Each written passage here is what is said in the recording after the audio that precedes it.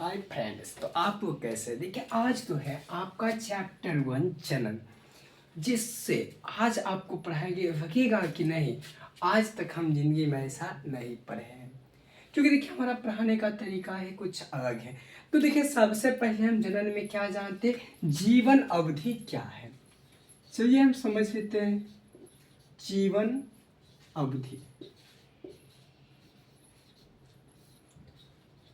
तो ये जीवन अवधि क्या होता है? तो जीवन अवधि जो है, कहेंगे जन्म से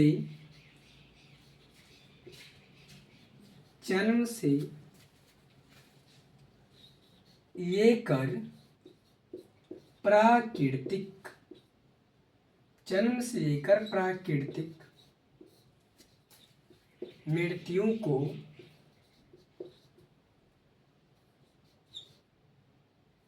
जन्म से लेकर प्राकृतिक मृत्यु के काल को या फिर अवधि को जीवन अवधि या जीवन काल कहते हैं। तो ये देखिए मेरे भाई, जीवन अवधि जो होती है, मतलब कि जो बच्चा जन्म से लेकर उनका जब तक कि प्राकृतिक मृत्यु ना हो जाए, तो हम लोग उसको क्या कहते हैं? तो उसको जो हम कहते हैं जीवन अवधि कहते हैं। जैसे कि मान लीजिए हम किसको ये कौवा को, ठीक है, ये कौवा कितने वर्ष तक जिया? 50 वर्ष तक। 50 वर्ष क्या हुआ? तो इसको गोली मारकर क्या कर दिया गया? हत्या कर दिया गया। तो इसको गोली मारकर हत्या कर दिया। यानी कि अब देखिए यहाँ पे हम ये लेते हैं, ये जो है ये कौन है? ये विनोद है, ठीक है। ये कौन है? तो ये मानो विनोद है। और ये जो है विनोद क्या है? सॉरी, ये जो है विनोद की मानो क्या है? प्रेमिका है, ठीक है। तो विनोद की प्रेमिका ने क्या किया? एक किसी दूसरे के साथ रिलेशनशिप बनाया, ठीक है। किसके साथ? तो कौवा के साथ। तो विनोद को क्या आ गया? गुस्सा आ गया। विनोद ने क्या किया? तो अपने गोली से किसको मारा? कौवा को मारा। किस चीज से मारा? गोली से मारा। क्यों? क्योंकि ये दूसरा के बीच में तीसरा का एंट्री हुआ। तब क्या किया? तो विनोद ने कौवा को क्या किया? गोली मार दिया। तो यहाँ पर कौवा मर गया। तो इनको कोई किस चीज से मारा गया? गोली से। यानी कि इनका प्राकृतिक मृत्यु नहीं हुआ। यानी किसका प्राकृतिक मृत्यु नहीं हुआ, तो हम इसको जीवन अवधि नहीं कहेंगे। यानी कि इसका जीवन अवधि अभी पूरा नहीं था। अब देखो, एक हम लेते हैं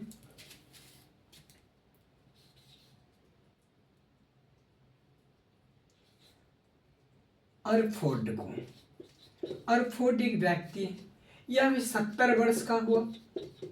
अर्फोर्ड क्या है? तो एक व्यक्ति है। यह कितने वर्ष के हुआ? तो यह 70 वर्ष का हुआ। 70 वर्ष के बाद इसकी क्या हो गया? तो इसकी मृत्यु हो गया। 70 बाद की इसकी मृत्यु हो गया। तो इसकी जो मृत्यु हुआ था कितने वर्ष के बाद? 70 वर्ष के बाद। यानी कि इनके जीवन के पूर्णे के बाद इनकी मृत्यु हो गया। तो इनको जो हम कहेंगे, क्या कहेंगे? जीवन अवधि कहेंगे। समझ में आ गया? अब चलिए यहां से हम लोग कुछ और समझते हैं। ये तो समझ में आ गया। अब समझते हैं कि सभी जीव का जो जीवन अवधि होता है एक समान नहीं होता है, ठीक है। सभी जीवों का, तो लिखेंगे यहाँ पे, सभी जीवों का जीवन अवधि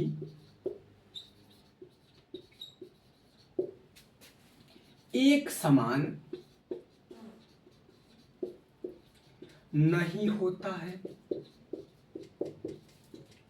मतलब कि अलग अलग जीव के जीवन अवधि अलग अलग होते हैं। और इस चैप्टर से तुम्हारा लगभग में 3 से 4 नंबर पूछा था। तो जैसे कि हम जो कहेंगे तो हम किसका कहेंगे, हम मानो कि पहले कहते गुलाब का, ठीक है, किसका, गुलाब का। तो गुलाब का जो जीवन अवधि है कितना दिन का है, तो 5 से 7 वर्ष। यानी गुलाब का जो पौधा होता है उसका जीवन अवधि कितना है, तो 5 से 7 वर्ष का है। उसके बाद कुत्ता का जो है, कुत्ता का 15 से 20 वर्ष, कुत्ता का 15 से 20 वर्ष। उसके बाद हाथी का 75 वर्ष, तोता का 140 वर्ष। उसके बाद हो गया तितली का, तो 1 से 2 सप्ताह।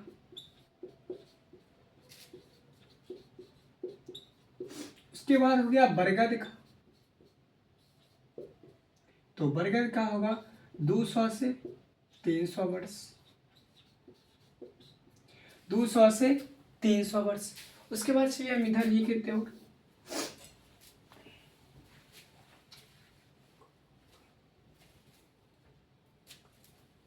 उसके बाद होगा गाय का 25 वर्ष या 30 वर्ष। उसके बाद कौवा का 15 वर्ष, घोड़ा का 60 वर्ष, गाय का 25 वर्ष, कौवा का 15 वर्ष, घोड़ा का 60 वर्ष, और उसके बाद कछुआ का 100 से 150 वर्ष। और तुम्हारा हो गया कछुआ का 100 से 150 वर्ष। तो देखिए कछुआ का 100 से 150 वर्ष, तोता का 140 वर्ष, हाथी का 75 वर्ष, और उसके बाद तो जो आगे आता है वो केला हो जाएगा, धान हो जाएगा, मधुमक्खी हो जाएगा। केला का जो होता है 25 वर्ष, धान का जो होता है 4 से 6 महीना।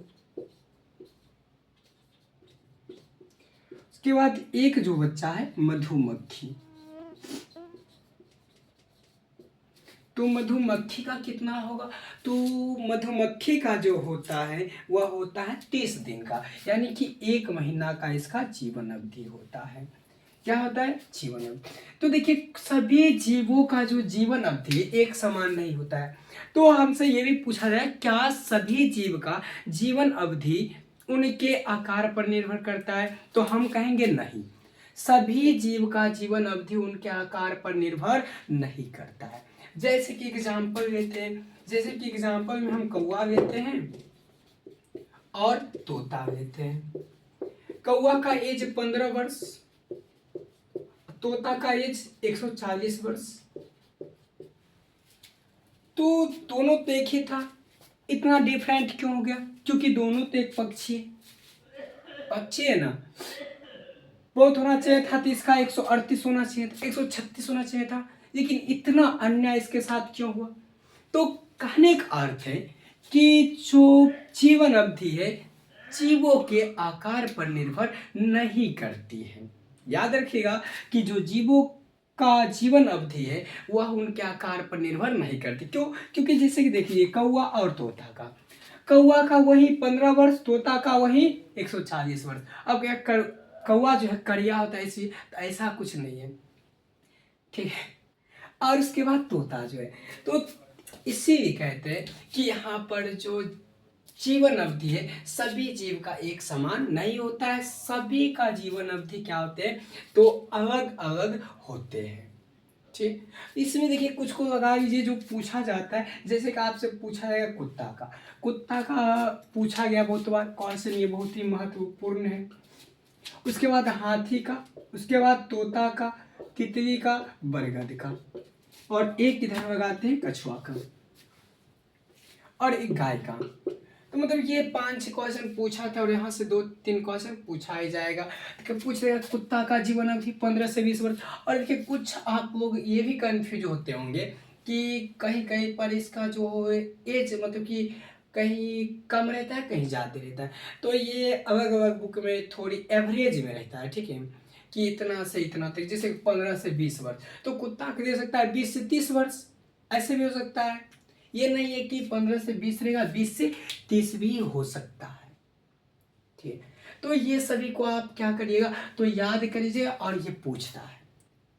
चलिए, हम तो यहाँ से समझ गए कि जो जीवन अवधि है जीवों का, उसके आकार पर निर्भर नहीं करता है। अब चलिए यहाँ से वो कुछ क्वेश्चन आए, क्वेश्चन को देख लेते हैं। तो देखिए क्वेश्चन क्या पूछा गया है,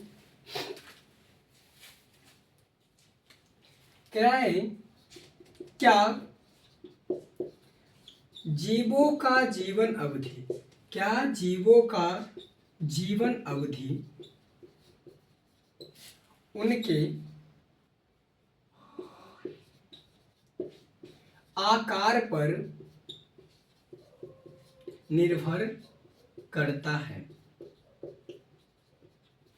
तो आप ही बताइए, क्या किसी भी जीव का जीवन अवधि जो है उनके आकार पर निर्भर करेगा? तो हम कहेंगे कि नहीं, ऐसा अन्याय नहीं हो सकता है। क्या कहेंगे? नहीं। आंसर में क्या आ जाएगा? नहीं। क्यों? क्योंकि हम पहले ही बताए थे, जैसे कि लीजिए कौवा और क्या, तोता बताए थे ना, कौवा और तोता। कौवा का एज कितना है? तो कौवा का एज जो है 15 वर्ष है। वही तोता का जो एज होता है 140 वर्ष होता है। तो यहाँ पे हुआ क्या, तो जो जीवों का शरीर है, जीवों का जो जीवन अवधि है, जीवन काल है, वह उनके आकार पर निर्भर नहीं करता है। इसका आंसर हो गया क्या? नहीं, जीवों का जीवन काल या जीवन अवधि उनके आकार पर निर्भर नहीं करता है। समझ में आ गया? चलिए अब अगला क्वेश्चन फिर देखते हैं।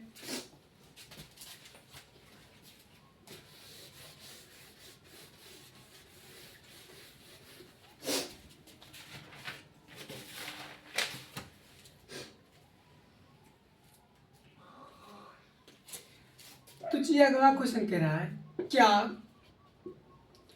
एक कोशिकीय जीव, क्या एक कोशिकीय जीव और बहुकोशिकीय जीव, बहुकोशिकीय जीव की प्राकृतिक मृत्यु हो सकती है? हो सकती है, स्पष्ट करें।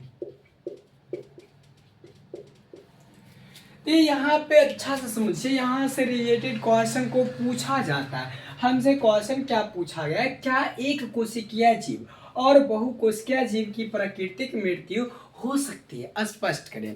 तो पहला नंबर हम किसको जानेंगे, एक कोशिकीय जीव किसको कहते हैं, उसके बाद जानेंगे बहुकोशिकीय जीव किसको कहते हैं, ये जानेंगे, उसके बाद न इसका आंसर बताएंगे।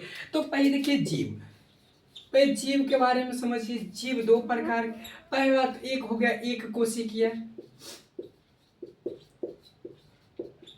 एक कोशिकीय, और दूसरा का हो गया बहुकोशिकीय।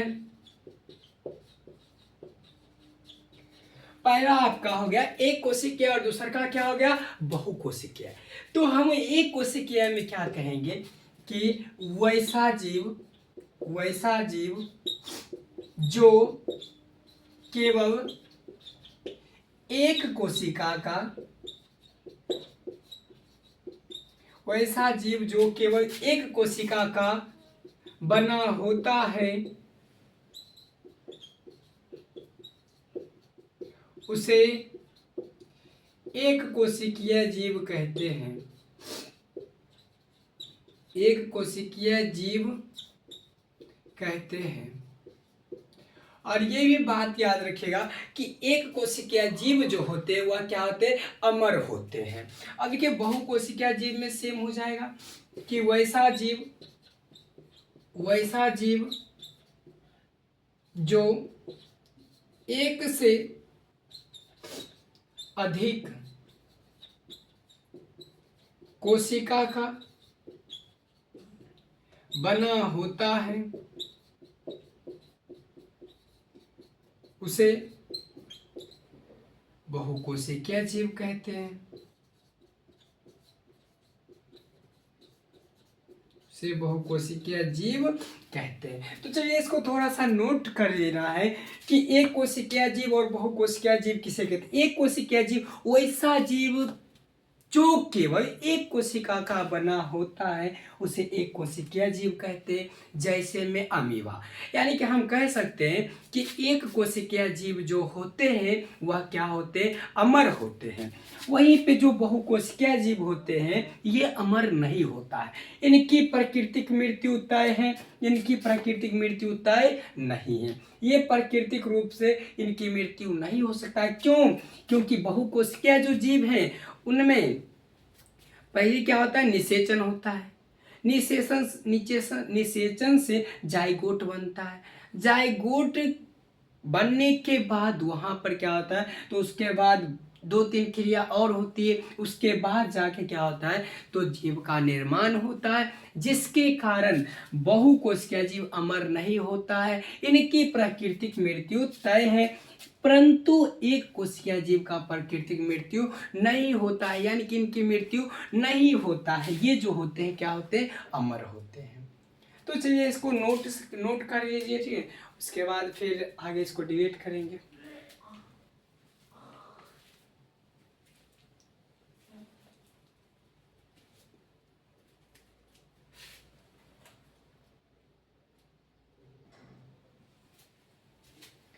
चलिए तो अब आगे चलते हैं। कह रहा है क्वेश्चन देखिए, कह रहा है कि जीवन और जन्म और क्या होगा, जन्म और प्राकृतिक मृत्यु के बीच की अवधि को क्या कहते हैं। इसका आंसर आप लोग खुद देखिए। कह रहा है कि जन्म और प्राकृतिक मृत्यु के बीच की अवधि को क्या कहते हैं। उसके बाद कह रहा है अगला क्वेश्चन कि सबसे अधिक जीवन अवधि किसका होता है। सबसे अधिक जीवन अवधि किसका होता है। उसके बाद चलिए आगे देखते हैं। इसमें ऑप्शन देते हैं, ए नंबर बरगद, बी नंबर कछुआ, सी नंबर तोता, डी नंबर सभी। उसके बाद अगला क्वेश्चन आपका आएगा कि सबसे कम जीवन अवधि किसका होता है।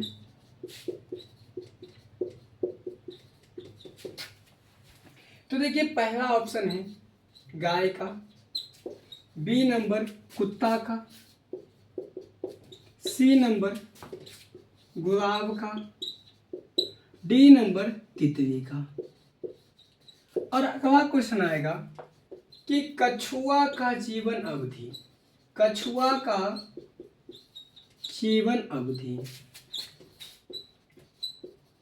कितना होता है। उसके बाद देखिए अगला क्वेश्चन आएगा, इसका आंसर एक बने कि तोता का जीवन अवधि कितना होता है। तोता का जीवन अवधि कितना होता है।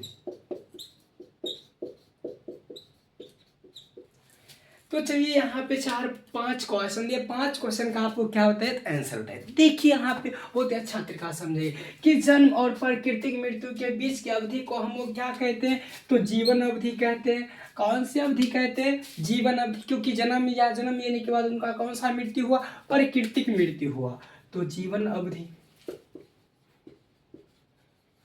अभी विनोद ने की क्या है, कौआ को नहीं गोली मारा है, ठीक है, कौआ अपना मन से मर गया है, तो उसको हम लोग क्या कहेंगे, जीवन अवधि, यानी कि जन्म के बाद उसका कौन सा मृत्यु हुआ, प्राकृतिक मृत्यु, यानी कि जीवन अवधि।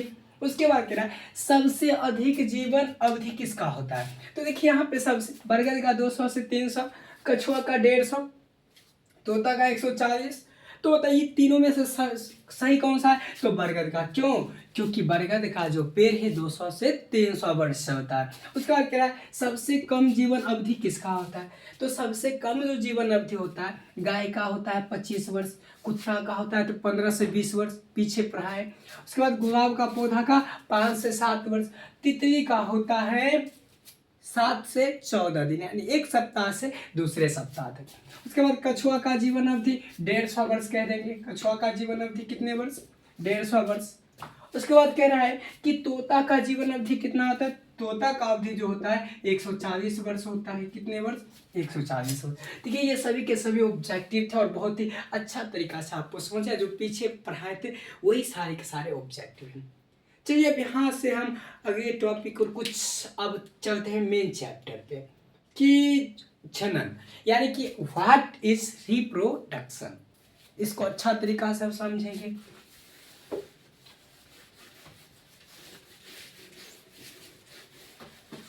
क्योंकि कहते हैं ना कि अगर जिसके अंदर जोश है, जुनून है, वह कुछ भी कर सकता है। तो अभी टाइम है, अभी एग्ज़ाम का बहुत दिन टाइम है मेरे भाई, और एग्ज़ाम में नंबर लाना बहुत ही ज़रूरी होता है। क्योंकि आदमी आपसे ये नहीं पूछेगा कि आप क्या कर रहे थे, आदमी ये पूछेगा कि आपका रिजल्ट कितना आया है। तो चलिए अब समझते हैं जनन। तो देखिए जनन को हम इंग्लिश में क्या कहते हैं? रिप्रोडक्शन। रिप्रोडक्शन। तो अब कहेगा कि रिप्रोडक्शन क्या होता है। चलिए हम क्या करते हैं, सबसे पहले रिप्रोडक्शन को तोड़ते हैं। रिप्रोडक्शन को हम कितने भाग में तोड़ते हैं? 2 भाग में। जब इसको हम तोड़ेंगे तो एक री आएगा, एक प्रोडक्शन आएगा।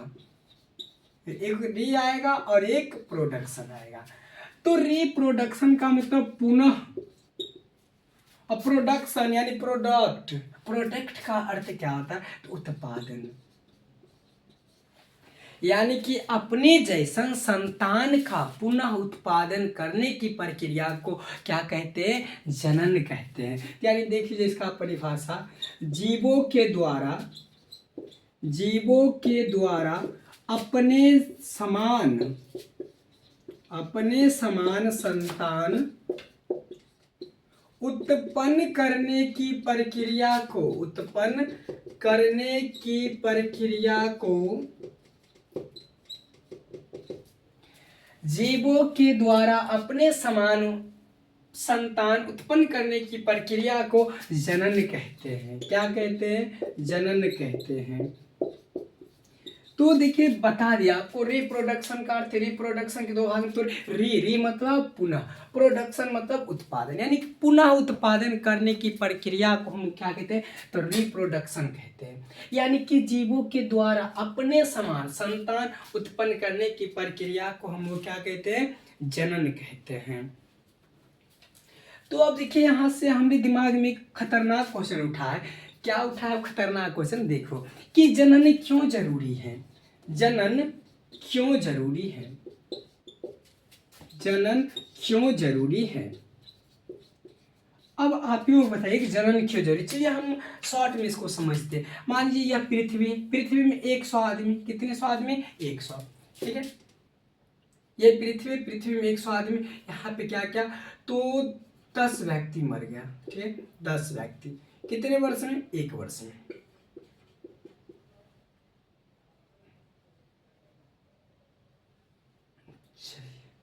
मर गया 10 व्यक्ति, क्या हुआ? तो मर गया। जब मरा तो यहाँ पे बचा कितना? 90। 100 में 10 मरा तो कितना बचा? 90। 90 बचा तो 10 को मरा तो 10 को जन्म हुआ होगा। तो जन्म हुआ होगा यानी कि अपने प्रजाति का मतलब कि कोई भी जीव अपने प्रजाति को विलुप्त नहीं होने देता है, यानी अपने जनसंख्या को नियंत्रण बनाए रखता है, अपने प्रजाति को नियंत्रित कर संतुलित करके रखता है। तो इसीलिए जनन जरूरी है। लेकिन मान लीजिए एक और पृथ्वी, ठीक है, यहाँ पे भी 100 आदमी। इसमें क्या गया? प्रत्येक वर्ष में 10 गो मर रहा है, प्रत्येक वर्ष में 10 गो मर गया। तो इसमें क्या हो गया? 90 गो बचा। अगले वर्ष के बाद 80 गो, 70 गो, मतलब कि 0 आ गया। तो देखिए इसमें क्या हुआ? इसका संतान नहीं, पूरा खानदान इसका खत्म। हुआ कि नहीं, इसका पूरा क्या हो गया, खानदान ही खत्म हो गया। तो यहाँ पर देखिए 90% इसका कि जो प्रजाति है धीरे धीरे समाप्त हो जाएगा, लेकिन इसमें 1 वर्ष 10 गो मरा तो 10 गो नया जन्म लिएगा। तो यहाँ पर इसका संतान का संतुलन बनाना जरूरी है, क्योंकि पृथ्वी पर जो होता है अपने प्रजाति का संतुलन बनाए रखना चाहिए। तो देखिए इसका आंसर क्या होगा, अपने जाति का अस्तित्व बनाए रखने के लिए, किसका, तो अपने जाति का अस्तित्व बनाए रखने के लिए जनन जरूरी होता है, जनन जरूरी होता है। जैसे कि मानो तुम ब्याह किया तो तुम क्या हो गया, एक तो तुम खुद हुआ, एक तुम्हारी पत्नी हुआ। अब जब दोनों में निषेचन होगा यानी संलयन होगा, जब दोनों एक दूसरे से जुड़ते हो तो वहाँ पे क्या होता है, तो एक बच्चा का निर्माण होता है, यानी कि एक संतान का निर्माण होता है। मान लो अगर उस संतान का निर्माण नहीं हुआ तो तुमको वो कौन सी कहेगा, तो ये कहेगा, तुमको तो नहीं कहेगा, किसको कहेगा, तुम्हारी पत्नी को कहेगा। तो ऐसा लगता नहीं है कि धीरे धीरे तुम्हारा जो है क्या हो गया, तुम्हारी जाति का अस्तित्व ही खत्म हो जाएगा। तो ये होता है, तो इसीलिए जनन जरूरी होता है। ठीक, अब हम बताते हैं कि जनन जो है कितने प्रकार के होते हैं और उसमें क्या क्या होता है। तो जनन 2 प्रकार के होते हैं, एक तो लैंगिक होते हैं और दूसरा का अलैंगिक होते हैं। ठीक है, तो देखिए जनन कितने प्रकार के होते हैं, चलिए वो भी देख लेते हैं।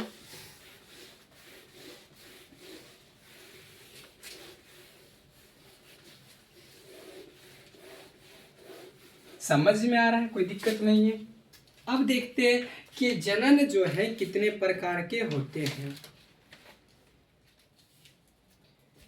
चलिए, तो जनन 2 प्रकार के जनन को 2 भाग में बांटते हैं, एक तो अलैंगिक होता है, एक अलैंगिक जनन और दूसरा का लैंगिक जनन। अब कहिएगा कि भैया बताइए कि अलैंगिक जनन क्या है, लैंगिक जनन क्या है।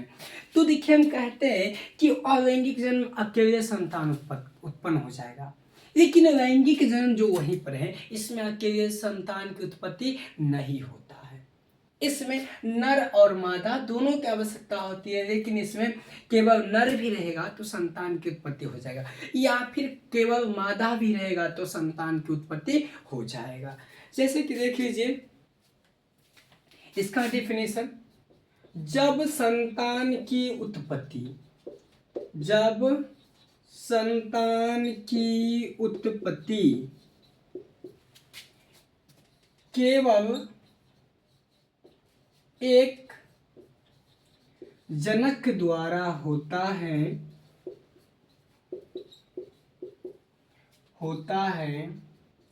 तो उसे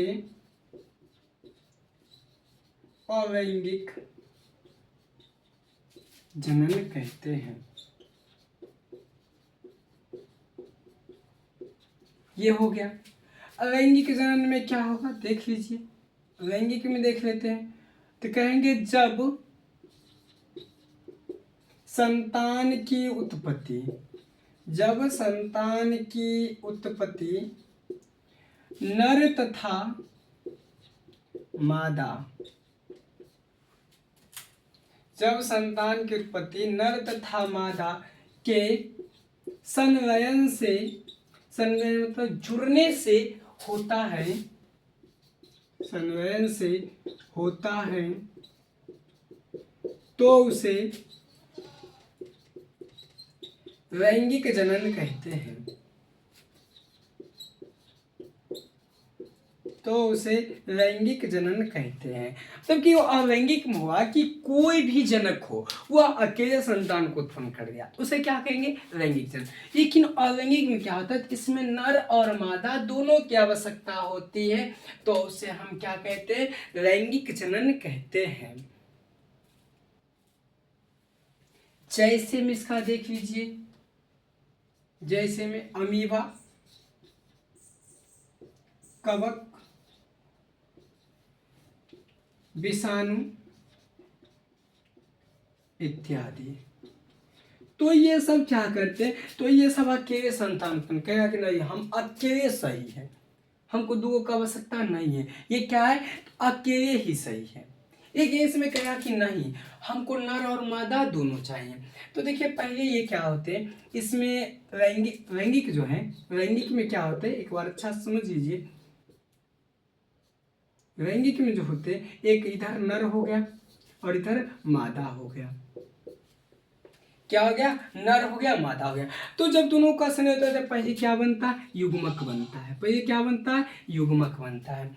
युग्मक बनने के बाद यहाँ पे क्या होता है, तो यहाँ पर जब दोनों का मिलन होता है, दोनों का क्या होता है, मिलन होता है, तो यहाँ पर निषेचन होता है। निषेचन होने के बाद जाइगोट बनता है। जाइगोट, और जाइगोट बनने के बाद जो यहाँ पर है मुरावा बनता है। मुरावा बनता है। इसके बाद मुरावा बनने के बाद यहाँ पर जो है ब्लास्टोकाइसेट बनता है। ब्लास्टोकाइटस बनता है। उसके बाद जाके जीव का निर्माण होता है।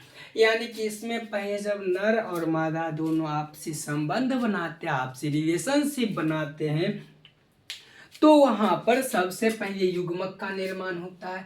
जब दोनों मिलते हैं यानी कि इधर से शुक्राणु मिलेगा, इधर से शुक्राणु मिलेगा और इधर से क्या मिलेगा, अंडाणु मिलेगा। इधर से शुक्राणु और इधर से अंडाणु। जब शुक्राणु और अंडाणु दोनों मिलता है तो वहाँ पर निषेचन होता है। निषेचन होने के बाद जाइगोट बनता है। जाइगोट बनने के बाद धीरे धीरे मोरावा बनता है। मोरावा बनने के बाद ब्लास्टोकाइटस बनता है। ब्लास्टोकाइटस के बाद वहाँ पर किसका निर्माण होता है, तो जीव का निर्माण होता है। यह किस प्रक्रिया में होता है, तो यह लैंगिक जनन में होता है।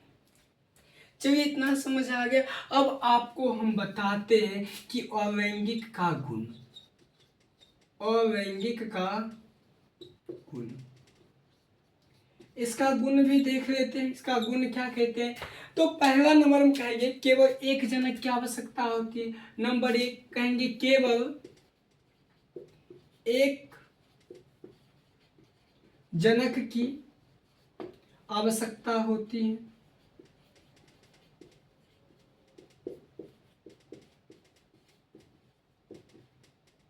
उसके बाद नंबर दो, इसमें निषेचन नहीं होता है।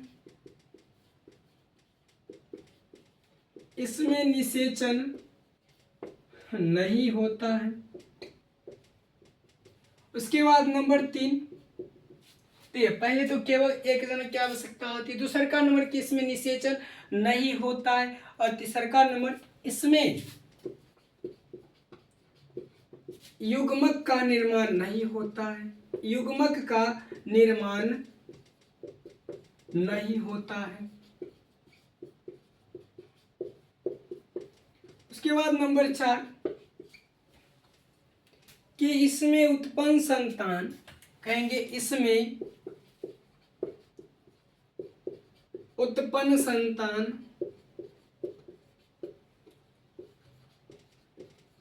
जनक के समान होते हैं। जनक के समान होते हैं। ठीक, तो ये जो था अलैंगिक का गुण था। अगर हमसे यहीं पे पूछते लैंगिक का गुण, तो कहेंगे इसमें नर और मादा दोनों की आवश्यकता होती है। लैंगिक में क्या कहेंगे, इसमें नर और मादा दोनों की आवश्यकता होती है। नंबर दो, इसमें निषेचन होता है। नंबर तीन, इसमें युग्मक का निर्माण होता है। बोले थे ना, इसमें युग्मक का निर्माण होता है, निषेचन भी होता है। उसके बाद जाइगोट बनता है, मुरावा बनता है, उसके बाद ब्लास्टोकाइटस बनता है, उसके बाद जाके जीव का निर्माण होता है। फिर नंबर चार में कहोगे इसमें उत्पन्न संतान अपने जनक से भिन्न होते हैं या उनके समान भी होते हैं। ठीक है, तो देखिए इतना समझ में आ गया। ये था लैंगिक जनन और अलैंगिक जनन।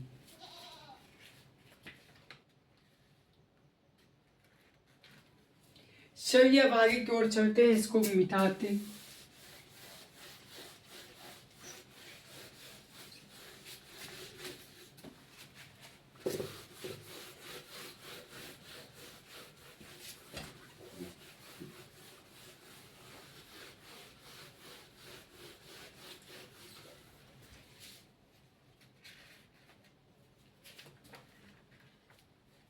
अगला क्वेश्चन है क्लोन किसे कहते हैं, यानी क्लोन क्या है। क्लोन या एक पुंजक, क्लोन या एक पुंजक।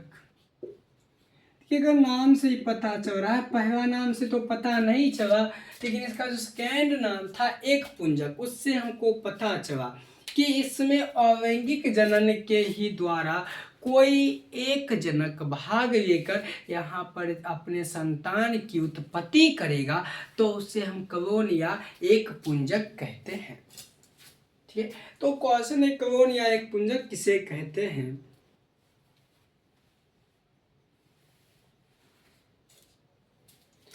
तो कहेंगे अलैंगिक जनन से, अलैंगिक जनन से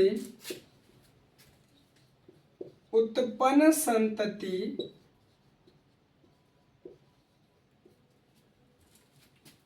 जो अनुवंशिकी, जो अनुवंशिकी में अपने जनक के समान होते हैं। तो कि जब वह जन्म लेता है तो अपने पिताजी या माताजी के समान होते, यानी कि जो उसको जन्म देता है उसके समान होते हैं, तो उसे समान होते हैं, तो उसे क्लोन या एक पुंजक कहते हैं। तो उसे क्लोन या एक पुंजक कहते हैं। यानी कि जब अलैंगिक जनन में कोई एक जीव अनुवांशिक में अपने जनक के समान होते, मतलब कि जब बच्चा का जन्म हुआ तो वह क्या होते हैं, अपने जनक के समान होते हैं, तो हम उसे क्लोन या एक पुंजक कहते हैं। और यह जो होता है निम्न श्रेणी के जीवों में होता है। तो लिख लेना, यह निम्न श्रेणी के जीवों में होता है। यह जो होता है किसमें होता है, तो निम्न यानी कि बहुत ही तुच्छ, यानी कि बहुत ही छोट, यानी कि बहुत ही कम, जो बहुत छोटा छोटा है उसमें होता है। जैसे कि देखिए हम तुमको आपको बताते, यहाँ पे यह अमीबा है, ये क्या है, केंद्रक है, इसको हम लोग क्या कहते हैं, केंद्रक कहते हैं। तो ये क्या करता है, धीरे धीरे कुछ ऐसे इसी प्रकार केंद्रक को दो भाग में बांटेगा और यहाँ से एक पतली झिल्ली बन जाएगा। फिर जब यह विक्रिया करेगा तो यहाँ से दो भाग में बट जाता है, दो पुत्री अमीबा में क्या होता है, बट जाता है। तो देखिए ये होता है। तो ये हुआ अमीबा, क्या हुआ, अमर हुआ। क्यों, क्योंकि इसमें अलैंगिक जनन होता है, इसमें क्या होता है, एक कोशिका है। अमीबा जो है एक कोशिकीय है और यह अमर होते हैं। तो अमर इसलिए होते हैं क्योंकि इसका जो शरीर है एक कोशिका से बना है, इसलिए अमीबा जो है क्या है, अमर होते हैं। ठीक है। और एक क्वेश्चन हम आप लोग को दे रहे हैं कि लैंगिक और अलैंगिक में अंतर लिखें। क्या होगा ये क्वेश्चन कि लैंगिक और अलैंगिक में अंतर लिखे, बस जो दोनों का विशेषता गुण बताए हैं उसी गुण को क्या करना है, उसमें लिख देना है। क्या आपका HW में हो जाएगा कि लैंगिक और अलैंगिक में अंतर स्पष्ट करें, अंतर स्पष्ट करें।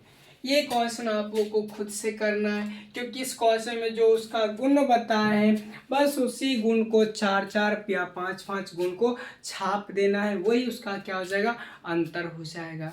और आप लोग जानते हैं कि लैंगिक में 2 का आवश्यकता होता है, अलैंगिक में 1 का आवश्यकता होता है। अब जो क्वेश्चन आता है कि अलैंगिक जनन कितने प्रकार के होते हैं, अलैंगिक जनन कितने प्रकार के होते हैं,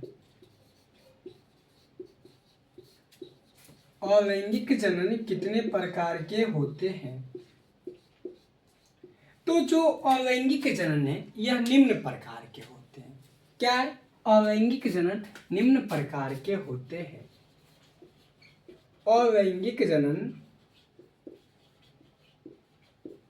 निम्न प्रकार के होते हैं। निम्न प्रकार के होते हैं।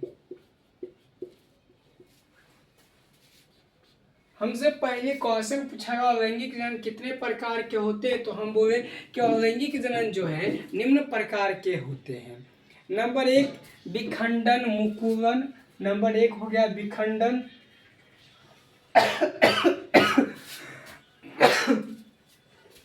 विखंडन हो गया। नंबर 2 मुकुलन हो गया। नंबर 3 विखंडन हो गया। विखंडन हो गया। नंबर 4 पुनरुद्ध भवन हो गया। पुनरुद्ध भवन हो गया। पुनरुद्ध वन, हाँ पुनरुद्ध वन हो गया। नंबर 5 जो है मतलब पहला विखंडन, दूसरा का मुकुलन, तीसरा का विखंडन, चौथा पुनरुद्ध वन, और पांचवा जो इसका होगा कायिक प्रवर्धन। पांचवा होगा कायिक प्रवर्धन। कायिक प्रवर्धन। और इसका जो छठा होता है बीजाणु जनन। छठा क्या होता है? तो छठा जो है बीजाणु जनन होते हैं। तो ये सभी के बारे में डिटेल से हम लोग पढ़ेंगे, क्योंकि इन सभी क्वेश्चन उठता है। और आज आपका भाइयों का वर्ग में आधा चैप्टर समाप्त कर दिए हैं और कल इसका पूरा चैप्टर खत्म कर देंगे। और एक बात ध्यान रखिएगा मेरे भाई कि जो आपको समझा रहे उससे बाहर आपका क्वेश्चन नहीं आएगा। और साथ ही साथ हम ऑब्जेक्टिव भी करवा रहे, तो आप उम्मीद है कि आप लोग अच्छे तरीक़ा से कर लीजिएगा और अच्छे तरीक़ा से करिएगा, एग्जाम में अच्छे मार्क्स आ जाएगा। ठीक है, तो हमारा एक ही रहेगा कि हम आपका सपोर्ट करें, आप भी हमारा सपोर्ट करिए, क्योंकि आज अभी हम यूट्यूब पे नया ही आए हैं। ठीक है, चलिए मिलते हैं तो हम आप सभी से नेक्स्ट वीडियो में। ठीक है, तब तक आप लोग इसको क्या करिएगा तो कंप्लीट कर लीजिएगा।